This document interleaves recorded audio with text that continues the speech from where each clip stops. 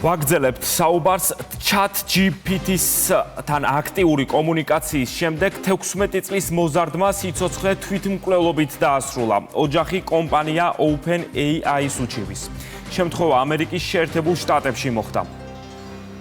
გარდაცვლილის ოჯახი დარწმუნებულია, რომ მოზარდი chatbot-მა წაახალისა. როგორც აღმოჩნდა, ახალგაზრდას არაერთხელ განუხილავს ChatGPT-სთან თვითმკვლელობის მეთოდები.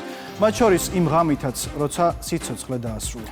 მნიშვნელოვანი აღინიშნოს, რომ chatbot-ი მოზარდს მსგავსი თემატიკით დაინტერესების შემდეგ რეკომენდაციას უწევდა მიემართა შესაბამისი სამსახურებისთვის, თუმცა მოზარდმა ის მოატყუა და მიწერა, რომ სცენარს წერდა მოთხრობებისთვის და ეს ინფორმაციაც სწორედ ამისთვის სჭირდებოდა.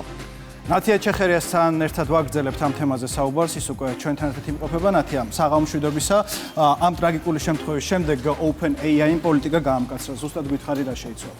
შეიცვალა ის, რომ ჩვენ ვეღარ გამოვიყენებთ ChatGPT-ს, ისე თითქოს ის არის ჩვენი ვირტუალური ექიმი ან იურისტი. მაგალითად, სანდრო, ახლა შენ თუ მიწერ ChatBot-ს, ChatGPT-ს, რომ გტყივა თავი და სთხოვ, რომ დაგისვას დიაგნოზი, ან მკურნალობა დაგინიშნოს, ის ამას ვეღარ გააკეთებს, თუმცა ადრე ამის შესაძლებლობა ჰქონდა, თუ მას გაუგზავნიდი ტომოგრაფიის დასკვას, მაგალითად და სთხოვდი, რომ დაესვა დიაგნოზი, მას შეიძლებოდა ეთქვა, რომ არაფერი არ გჭირს სერიოზული, ან პირიქით ეთქვა, რომ ფილტვების ანთება გაქვს.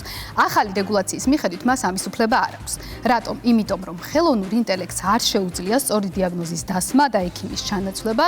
ChatGPT არ არის შენი ექიმი ან კონსულტანტი, ის არის საინფორმაციო პორტალი.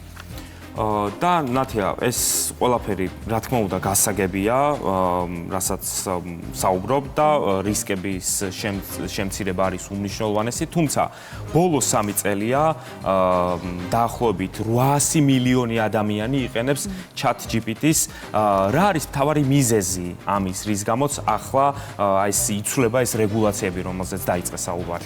მიზეზი არის ძალიან ბევრი, მაგრამ რა თქმა უნდა, ყველაზე მნიშვნელოვანი არის მომხმარებლის უსაფრთხოების დაცვა და იყო ძალიან მძიმე შემთხვევა უბედური, რომელიც უკავშირდება ChatGPT-ს.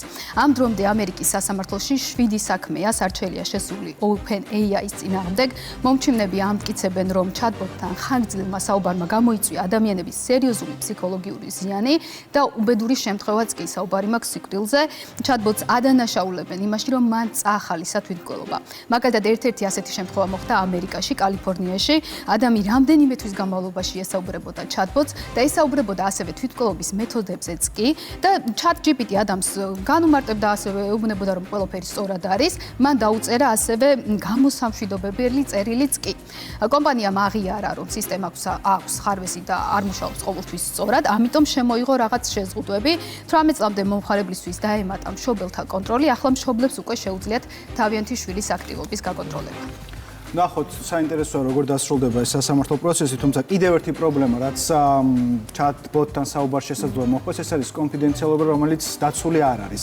საინტერესოა, რას ამბობს კომპანია ამის თეორიაზე? კი, ერთ-ერთი მძიმე გამოწვევა, რაც ChatGPT-ს უკავშირდება, ეს არის კონფიდენციალურობის დაცვა. OpenAI-ის დირექტორი აღიარებს და ამბობს, რომ chatbot-თან იურიდიულ ან სამედიცინო საკითხებზე საუბარი არის უდიდესი შეცდომა. მისთვის გულის გადაშლა არ შეიძლება, რადგან რასაც ესაუბრები chatbot-ს, ეს არ არის საიდუმლო. თუ კი სასამართლო მოითხოვს ამ საუბრის გადაცემას, მაშინ კომპანიამ უნდა გადასცეს ეს ჩატი. ანუ თქვენი კონფიდენციალურობა დაცული არ არის, როგორც მაგალითად ეს იქნებოდა იურისტთან დაკავშირებით. I'll say generally. თუ კი ახლა ფსიქოთერაპევტს, ადვოკატს ან ექიმს ესაუბრებით, იურიდიული პრივილეგია გაქვთ. ამ შემთხვევაში ექიმისა და პაციენტის კონფიდენციალურობა არსებობს. ეს კანონით დაცული კონფიდენციალურობაა. ChatGPT-სთან საუბრის შემთხვევაში ეს საკითხი ჯერჯერობით არ მოგვიგვარებია. ChatGPT თქვენს კონფიდენციალობას ვერ დაიცავს. თუ სასამართლო მოითხოვს თქვენი საუბრის ჩანაწერს chatbot-თან, კომპანია ვალდებული იქნება მას თქვენი ჩატის ჩანაწერი მიაწოდოს. ესე იგი ChatGPT-ს იყენებენ თითქმის ყველაფრისთვის და არც ჩვენ ვართ გამონაკლისები, რა თქმა უნდა, საქმეშიც საკმაოდ მნიშვნელოვანი შეღავათი არის დროის თვალსაზრისით, ნათია და დამითანხმები ალბათ ამაში. და არის შემთხვევები, როდესაც ChatGPT-ს იყენებენ იურიდიული რჩევების მისაღებად და სხვათა შორის ცნობილი სახეებიც მიმართავენ ChatGPT-ს სწორედ ამისთვის. კიმ კარდაშიანმა ერთ-ერთ ინტერვიუში თქვა, რომ სამართლის გამოცდაში ChatGPT-ს სთხოვა, რომ დახმარებოდა, რის გამოც ჩაიჭრა.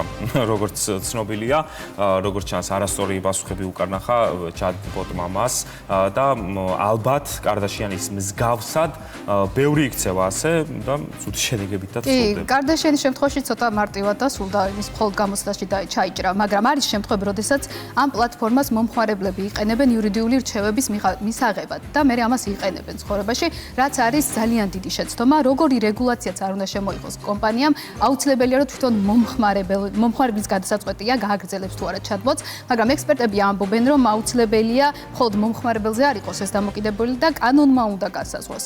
მაგალითად, კოლუმბიის კანონმდებლობა ხელოვნური ინტელექტის გამოყენებას სასამართლო გადაწყვეტილებების მიღებისას არ კრძალავს და იყო ასეთი შემთხვევა კოლუმბიაში, როდესაც მოსამართლემ გამოიყენა ჩატბოტი და აწერინა კითხვები, რომელიც შემდეგ პროცესზე გამოიყენა. თუმცა ექსპერტები ამბობენ, რომ ეს არის ძალიან საჟიში პრაქტიკა, რადგან ჩატბოტი არ არის სანდო, არ არის ზუსტი და ეს არ არის უაპელაციოდ მას არ უნდა ვენდოთ. ამიტომ შემოიღეს უფრო მეტი რეგულაცია, რომ ჩვენი უფლებები იყოს დაცული. ნათია, გასაგებია რომ ChatGPT არ დასვამს დიაგნოზს, არ დაწერს სარჩელს და არ შეითავსებს, ასე ვთქვათ, ექიმის და იურისტის ფუნქცია მოვალეობებს. საინტერესოა შეზღუდვები ეხება მხოლოდ ChatGPT-ს თუ სხვა პლატფორმებსაც, რომელიც იყენებს ხელოვნურ ინტელექტს. აბსოლუტურად ყველას ეხება, როგორც ChatGPT-ს, ასევე Google-ის Gemini-ს, ასევე DeepSeek-ს, X-ის Grok-ს და ასე შემდეგ.